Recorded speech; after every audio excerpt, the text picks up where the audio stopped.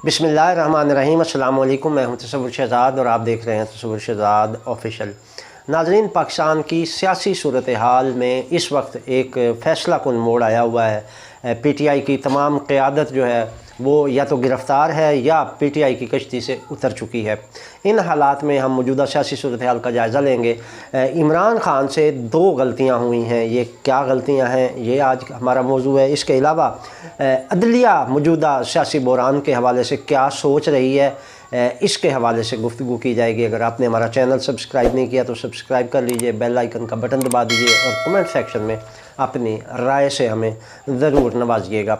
नाज़रीन, बात करें सियासी बहरान की तो 9 मई के वाक़यात के बाद पाकिस्तान की सियासत में एक भूचाल आया हुआ है। हर तरफ जलाओ घिराव के मुल्ज़मान की गिरफ़्तारियों का शोर है।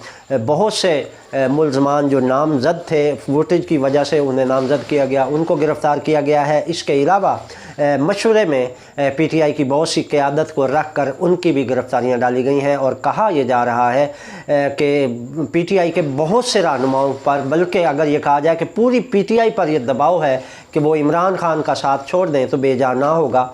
अब कहा जा रहा है कि इन पर यह दबाव है कि वो इमरान ख़ान का साथ छोड़ें या जेल जाएं। तो बहुत से रहनुमाओं ने जेल जाने की बजाय इमरान ख़ान का साथ छोड़ने का फ़ैसला किया और अब तक बहुत से जो रहनुमा हैं PTI के वो तहरीक-ए-इंसाफ़ छोड़ चुके हैं।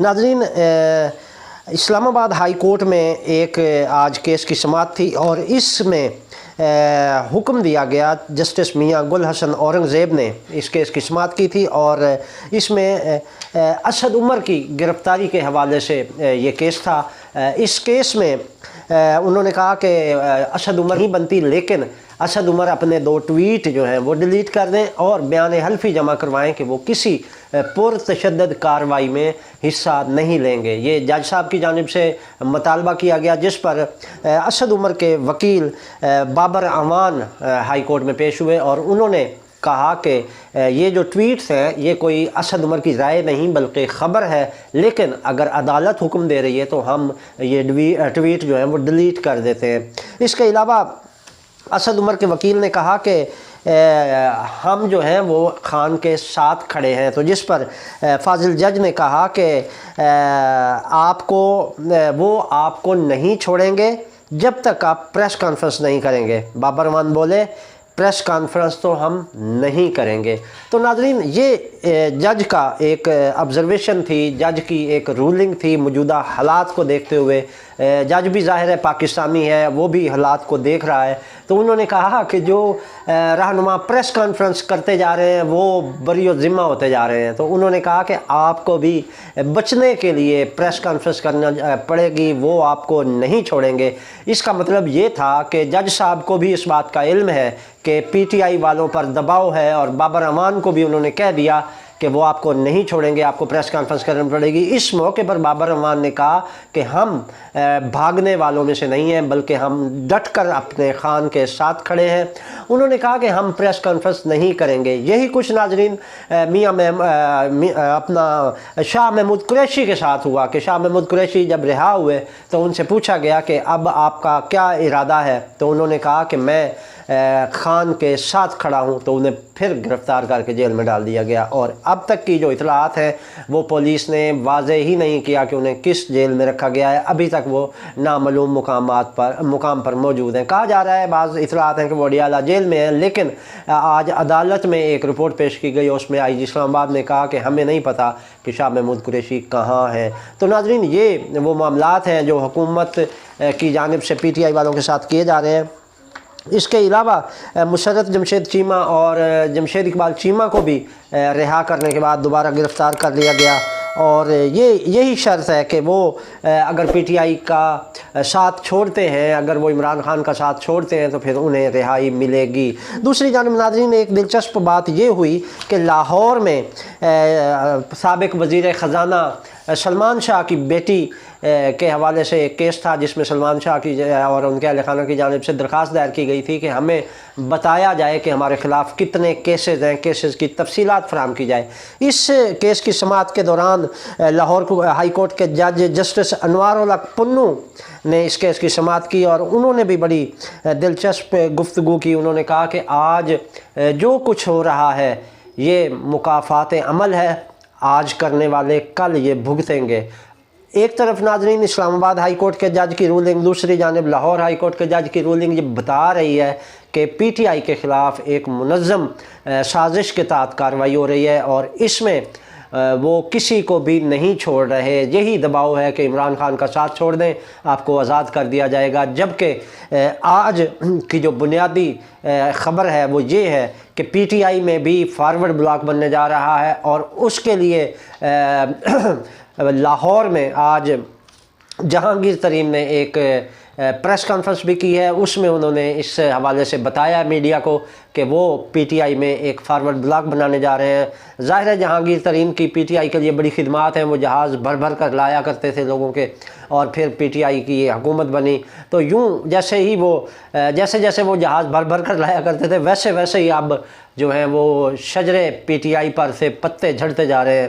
اور اب یہ صورتحال ہے کہ جہانگیر ترین نے یہ کہا ہے کہ 20 سے زائد ارکان جو ہیں وہ ان کے ساتھ پی ٹی آئی کے رابطے میں ہیں اور انہوں نے کہا ہے کہ آپ فارورڈ بلاک بنائیں، ہم آپ کے ساتھ شامل ہونے کے لیے تیار ہیں۔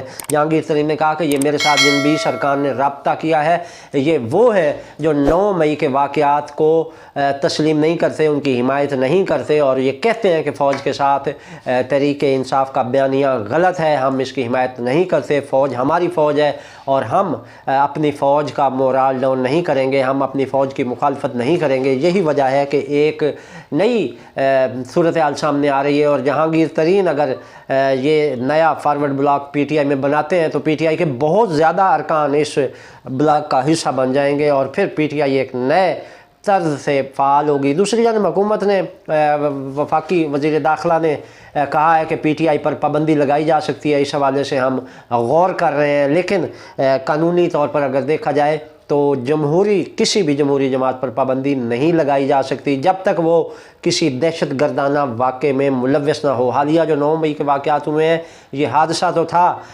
باقاعدہ اس کو یہ نہیں کہا جا سکتا کہ پی ٹی آئی کا پلان یا پی ٹی آئی کا ماٹو ہی توڑ پھوڑ یا جلاؤ گھراؤ ہے۔ تحریک انصاف ایک جمہوریت پسند جماعت ہے اور اس پر پابندی آئینی، غیر آئینی اور غیر قانونی ہوگی۔ تو اس حوالے سے ظاہر ہے آئینی راستہ موجود ہے تو حکومت کو اس میں کامیابی نہیں ملے گی، حکومت پی ٹی آئی پر پابندی نہیں لگا سکتی۔ لیکن حالیہ جو دباؤ ڈال کر پی ٹی آئی کے ارکان کو الگ کیا جا رہا ہے جماعت سے تو یہ بھی جمہوری جو ماحول ہے اس کے خلاف ہے، یہ جمہوری تقاضوں کے خلاف ہے، یہ جمہوری سیٹ اپ کے خلاف ہے اور یہ جمہوریت کی صریحاً نفی ہے۔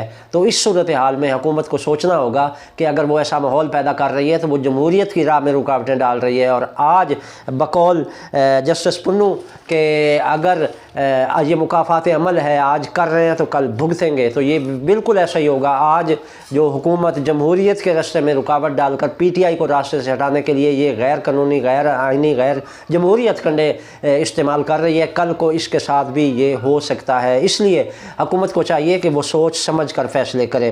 اس کے علاوہ ناظرین ہمارا جو بنیادی موضوع تھا وہ تھا عمران خان نے کون سی 2 غلطیاں کی جن کی وجہ سے آج تحریک انصاف اس نہج پر پہنچ گئی ہے۔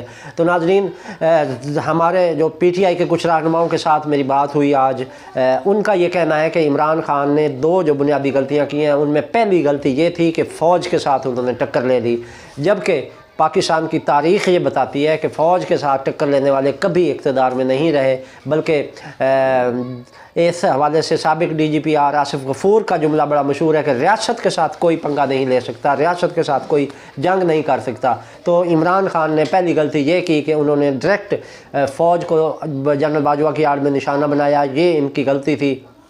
اس میں وہ براہ راست فوج کے خلاف جو ایک مہم شروع ہوئی پی ٹی آئی کی سوشل میڈیا پر، اس کی وجہ سے فوجیوں میں بھی مورال ڈاؤن ہوا اور پی ٹی آئی اور عوام میں بھی اس حوالے سے نفرت کے جذبات پیدا ہوئے، جو کہ اب 9 مئی کے واقعات کے بعد اس میں تبدیلی آ رہی ہے۔ اب لوگ خود نکل رہے ہیں اور ریلیاں نکالی جا رہی ہیں فوج کے ساتھ اظہار یکجہتی کے لیے۔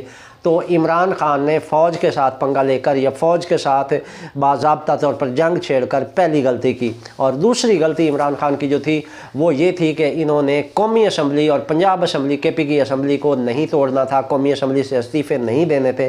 اسمبلی میں بیٹھ کر یہ حکومت کے ساتھ لڑ سکتے تھے، زیادہ مضبوط پوزیشن میں تھے، حکومت کو ٹف ٹائم دے سکتے تھے، لیکن انہوں نے اسمبلیوں سے استعفے دے کر حکومت کے لیے راستہ کلیئر کر دیا اور حکومت کو پھر کھل کر کھیلنے کا موقع مل گیا۔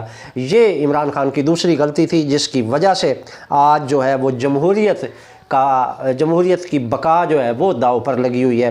ناظرین، اگر ہم اس موجودہ صورتحال میں دیکھیں تو عمران خان نے ایک ٹویٹ بھی کیا ہے جس میں انہوں نے کہا کہ ایسا لگتا ہے کہ موجودہ حکومت کا جو ماحول جو حکومت نے بنایا ہے اس سے ایسے لگتا ہے کہ ملک میں جنگل کا قانون ہے اور یہاں جس کی لاٹھی اس کی بھینس کا قانون نافذ ہے۔ لیکن انہوں نے کہا کہ میں ڈٹا ہوا ہوں، میں اپنے آخری سانس تک یزیدیت کے خلاف لڑتا رہوں گا، ڈٹا رہوں گا۔ یہ عمران خان کا آج کا ٹویٹ تھا۔ ناظرین، اس کے علاوہ انہوں نے کہا کہ میں آخری دم تک یزیدیت کے خلاف مزاحمت کا اعلان کرتا ہوں۔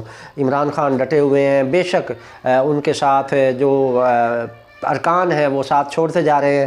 اس حوالے سے بابر امان نے بڑا دلچسپ تبصرہ کیا ہے۔ انہوں نے کہا کہ جو PTI چھوڑ کر جا رہے ہیں یہ ڈیپوٹیشن پر PTI میں آئے تھے اور اب واپس اپنی کابینہ ڈویژن میں یہ رپورٹ کر رہے ہیں۔